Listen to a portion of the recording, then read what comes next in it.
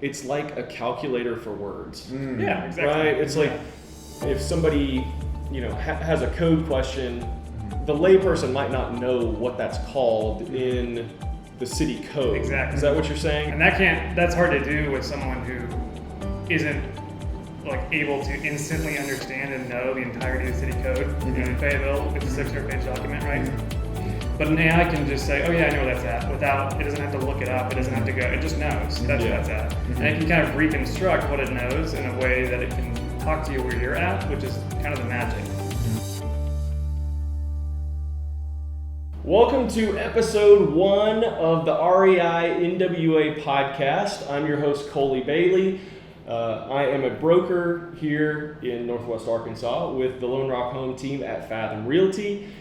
And this podcast is going to be dedicated to following the investors, the sponsors, the businesses, and the speakers that are a part of REI-NWA. And on this episode, we have some exciting new technology that is being developed right here in Northwest Arkansas, specifically for real estate investors and developers in this area. And I'd like to introduce you to Nick and Jacob.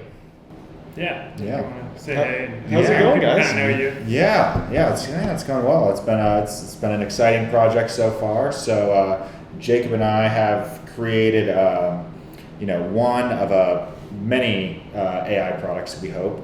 The first of which is Ordinal, that's what we're calling it, which is a chatbot that's been trained on Fayetteville's Unified Development Code, and it's able to answer a wide range of questions with a high degree of accuracy to aid, real estate professionals, realtors, contractors, developers in navigating the development compliance first in Fayetteville and then in Northwest Arkansas at large as we kind of improve and roll this thing out.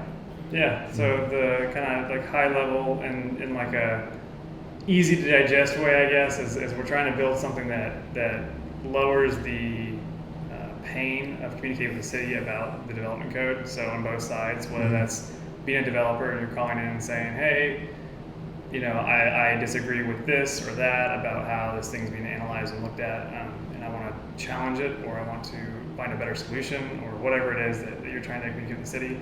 Or if you're just trying to understand the code itself. Yeah, even preemptively for someone who's not at that level where they're working with the city on that level, you might have dysfunctionally a way to communicate with the city that is the same language, because today what you're having is one group that understands the code in one way and one group that understands the code in another way, and they're having a conversation that really are talking past each other in a lot of cases. They have the same goals and same outcomes, but they don't have the same language. So we're trying to put something in between that where people can kind of it's hard to explain without kind of a base intro into how conversational AI works, but that's what we hope to kind of demonstrate, because it's easy to do that when you're actually talking with people and they can talk to it. But we want to have that layer of conversation where the language can't be misunderstood. You can't really talk past each other because you're talking about the same things. Okay, so for example, if somebody has a code question, the layperson might not know what that's called in the city code. Exactly. Is that what you're saying? Exactly. So you might say, okay, there's 10 feet in my backyard I can't use. Why is that? What is it? Exactly. You could literally, that question might get you an answer with this tool where you might not even know how to phrase it. You might be able to say, hey, I don't know what to call it, but there's a 10-foot space in my backyard that I'm not allowed to use. What's that called? And then the conversational AI can say, yeah, it's an easement. You have an easement. Or no, that's something else entirely. And here's where it is outlined in your city's code, and it's kind of weird. You need to read this. That might you might have one of those two answers based on the context you gave it when you said, this is my yard, here's where I live, here's my problem. And that's hard to do with someone who isn't able to instantly understand and know the entirety of the city code. In Fayetteville, it's a 600-page document, right? But an AI can just say, oh yeah, I know where that's at, without, it doesn't have to look it up, it doesn't have to go, it just knows that's where that's at. And it can kind of reconstruct what it knows in a way that it can talk to you where you're at, which is kind of the magic. So the really crazy thing about this, we built it, we didn't know everything about it. You have this idea of emergent properties in AI. You don't know quite what you built until it performs. We found out after we built it that we did not teach the bot the UDC in Fayetteville in Spanish, but it can have conversations in Spanish about the UDC. or a bunch of other languages. We didn't realize we did that, but that's something that, like I said, the bot meets you where you're at in a way that a human might not be able to. Oh, that's cool. Yeah.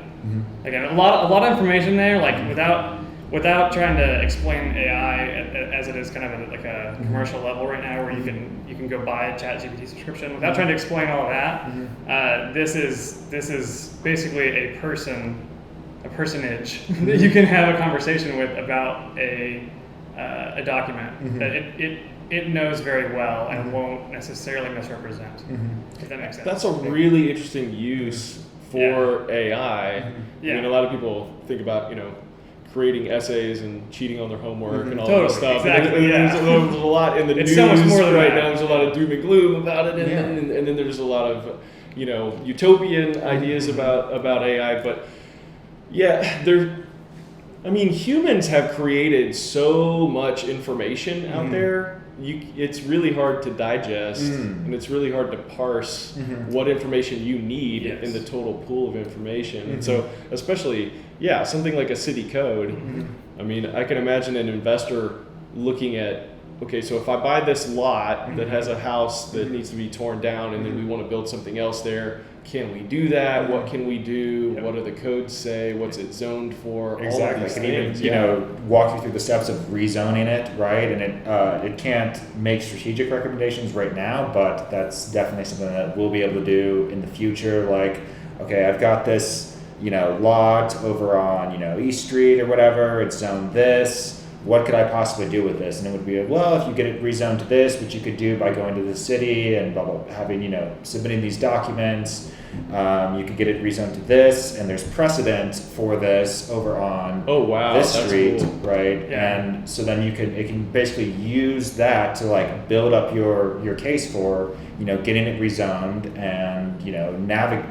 I mean, that's why it's called ordinal, is it helps you navigate the very complex, That makes sense. In a way that is representative of the way it's written. So we've talked to the city on this as well, and the other side of it is we want to make sure that you get good outcomes for both parties. We don't want to work against the city. We don't want to build an AI that's evil and helps you circumnavigate things. We want to build an AI that helps you meet the city in the same place, accomplish the goals you both want to accomplish, and kind of get the best outcome. Where today, like I said, you might be talking past each other. Yeah. But this thing that can go, like you said, digest a bunch of information that is pretty hard to digest, not misrepresent it, and then be able to, one, explain its reasoning, give better clarification, translate into other languages, like I said, do all these kind of crazy little tasks that you might not think of. And then as Nick described, and you described, you both sort of walked into our vision for what's next. Is I might say, hey, go look on Redfin for me, find a bunch of properties that are suitable for X, Y, and Z, and then help me eliminate the ones that are less ideal based on whatever I think. And then let's have a conversation about what the potential for those properties you have left over are. And then maybe I can actually ask this thing, which can hold conversations. You can do that over a text message, an email. It doesn't really matter. I can ask this thing to actually go have a conversation with the owners of those pieces, of those properties, and maybe negotiate a little bit. Analyze the sentiment of that person, and then tell me, hey, these are actually warm leads. These people might actually be willing to do this for the project you've laid out. Wow. And that's the vision, right? Right. What we can demonstrate on this, in person, live, and actually let you ask questions. Is a chat bot that knows Fable's code, right? It's the first step to building that. Yeah, that's but we great. have to ship this, we have to prove its validity. And the way we're trained, having worked at startups, a lot of startups, probably too many, is we test and prove validity before we invest our time. So this is what we're doing. This is our first attempt to really go out and say, hey, do you think this is actually useful? We've had 15 or 20 people say, that's super useful. Yeah. Now we want to go ask a slightly larger group. It could definitely make city council meetings go faster. Exactly. That's actually one of the things that we talked about, because we've talked to the city as well, and they were really interested in some sort of partnership. We're still kind of trying to figure out what exactly that might look like, but literally continuously taking the minutes from the city planning meetings and then feeding them into the AI so that it can answer, hey, what was discussed about short-term rentals on the meeting of August 16th or something like that. And being an AI that's good at text analysis. So kind of what AI is, the type of AI we're using. AI is a really broad word. The type of AI we're using is what's broadly referred to as a large language model. It's really popular right now. And you hear about generative AI. That's kind of what this is. It's a text generative AI. So you can ask it stuff because it's really good at working with bodies of text.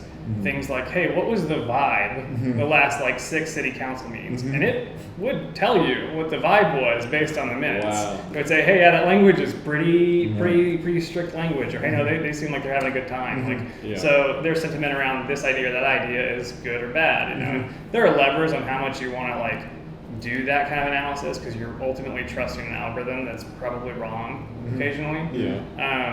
But you can get a generalized idea of those kind of things. And then if you apply that, like I said, to a larger data set where you have things like property values on Redfin or Zillow, you can say, well, actually based on the sentiment around that area of the city and the discussions when that comes up over the last 6 months, I see the price is doing this. Let's see if there's any like relationship there. You can start to do analysis that today is only reserved for like extremely sophisticated investors. And you could just open that up and say, hey, here's some of that analysis, just do what you will with it. It's not like an AI, making decisions for you. It's surfacing up, hey, the AI thought this was neat. It's kind of interesting. We view them as being more so like really useful assistants as opposed to like, eliminating, or, that's my personal philosophy, is that it is it makes you more productive, and that's been very apparent as a software engineer, because my productivity has personally gone through the roof utilizing, ChatGPT and I've been using it in my real estate stuff for marketing purposes and different things, script ideas for videos, different things like that. I was explaining to somebody who was pretty negative on AI that it's like a calculator for words. Yeah, exactly. Right? It's like when you it's really good. It makes you so much more productive. Like the calculator, made people much more productive at being able to solve mathematics problems. This really helps you solve word problems and creativity problems. Exactly. Data mining. It helps you get that like over that initial like creation like hump in creating anything, whether it's you're writing code, or you're writing an essay, or you're writing a blog post, whatever. Like you can give it sort of like, okay, this is kind of what I want to say, and then it can kind of generate something for you, and then you go and fix it and put it in your voice. But it helps get the ball rolling. And that's kind of the trick, is that people, so in the context of like ChatGPT especially, people want to assign like a lot of meaning to what it tells you and stuff, and there's different like, it's pretty freaky. Like having a conversation with the conversational AI, especially before they started like patching it actively. Like I was one of the earlier users, and it was like you could make it say some weird stuff. So people would look into that really deeply, and the reality is what this piece of software is good at is predicting the next word in a series of words. And it does that by knowing a lot of words. It's read a lot. So it says, well, based on what I've read, this is probably the next word, and it puts it there, and then it keeps doing that over and over and over again. There's not really like a it's kind of like a hamster like on a wheel. There's not really anything behind it. Like it's going. It's kind of like your brain's verbal processing. Like you're talking, but no one's really trying to make a point. Like there's no like I don't want to say soul, because that's like way too dramatic. But like there's no real sentience. It doesn't do this because it feels a certain way. And what's really confusing and interesting about it is that if you ask it how it feels, it will then predict the next word, right? So it'll tell you how it thinks the sentence should look to answer that question. So it's very confusing, but it's interesting. So in the context of real estate, I wonder how it feels about city codes, though. Yeah, so in the context of this, what's so interesting is that it really can't reach outside of what you've given it to process. So if we've limited it to understanding this document, right, it can't give you an incorrect answer. I mean, it can. If you ask the right question, you'll get the wrong answer, right? But if you ask the question in a reasonable way, then you're probably going to get an answer that is directly reflected in city code. And you can ask it, okay, we're in city code, did you get this? And it'll say this ordinance, this ordinance, this ordinance, this ordinance, right? And that's the real value, we think, is that it can explain why it thinks what you said meant what it meant. It sort of becomes that translation layer. It can reverse engineer why, and that answers both party, the city and the developer's answers. That's like, really great. Why can't I do what I want to do? Actually, our current iteration's already able to display its reasoning, and then shortly the next improvement is going to be the citations, right? So literally linking back to or not linking, but like referencing, oh, this is chapter 151 section, Right. And then so you can like refer back to the document and check its work. Yeah. So maybe something like fun to call out here, since we're talking about this in-person event, is like, at this instance, if you can think of a real question that you actually might want an answer to, we can try to break it in real time, because that's what the point we're at, right? Is we know it can answer questions. Like, I mean, in the screenshots we have here, like, you can ask it, hey, can I put an ADU on this lot? And it's going to explain whether or not you can do that and what the rules are. You can say, one I like is like, what materials can I use in a privacy fence? And then like asking it to do that in different languages to compare the answers. So like very easy, like it can answer that. But we might want to find questions it can't answer, which so far we've had trouble finding. That'd be super valuable actually, because we could that would be, finding questions that could stump it would actually help us a lot, because then we could like use that to increase the performance, and then it will be right the next time. So So if you want to stump an AI, that's kind of what I'm asking. Make sure it can't know exactly what piece of property you're talking about today. It has to be something broadly in the city code. Okay. But ask it a question in the city code that you think it'll get wrong, and we want to see if it does. So let's talk about your program a little bit. These guys are going to be presenting this in person here in Northwest Arkansas with REI-NWA. And we're going to be doing this on September 5th at the Golden Corral in Rogers. It's going to be at 5:30 p.m. So it'll be $20 at the door, or you can just join REI and you can come to all kinds of talks like this all throughout the year for $0 at the door. And I'm really excited about this. I'm really excited about this one. I think this has a lot of potential for really making a difference in people's businesses. I know, developers. I could see, house flippers, like any kind of remodels, anything that requires city code compliance, and also, like I mentioned earlier, at those city council meetings, those things drag on and on and on and on. And it would be great if somebody, especially a developer, if they said, we're under contract on this property, based on all the data analysis that our AI did on the city code, it looks like this should be allowed. Council people, based on this, and this. And then I think that would be really great if it could, help. It would help the city a lot. I really hope it turns out to be really valuable. It's kind of the goal is finding the people that find it most valuable, and then working with them to say what's next. Like learning from those people as they apply it, we learn what's next. Exactly, and you're totally right about it being valuable to the city. Actually, there was a direct quote from one of the people over at the city was. The citizens of Fayetteville have strong opinions and they're not afraid to share them with us. Right. And then so having the bot be able to answer those questions for them, 24/7 is actually quite valuable to them. So they can kind of they can soak up some of the angst. Have we covered this before? In real time. Did absorb that back into the code. 6 years ago, did somebody come up with a solution to this that got into the code that we haven't looked at because we didn't look at page 384? And it can inform back into the code and say, hey, you know what? 90% of the questions I'm getting asked are about this section. You guys wrote this section really poorly. And the city's interested in that. They were very interested. It's hard to get that when someone's like mad at you.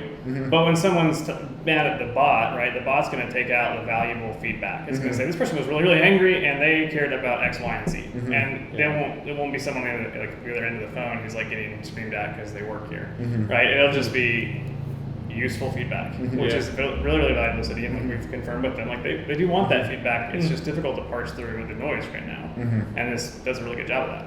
Fantastic. Well, thanks for coming in, guys. This has been a fun. This has been a fun chat, a fun talk, and I'm really looking forward to your program. So again, come out to Golden Corral in Rogers on September 5th at 5:30 to see these guys live. Try to stump the AI, and we'll see you there. Sounds good. Thank you.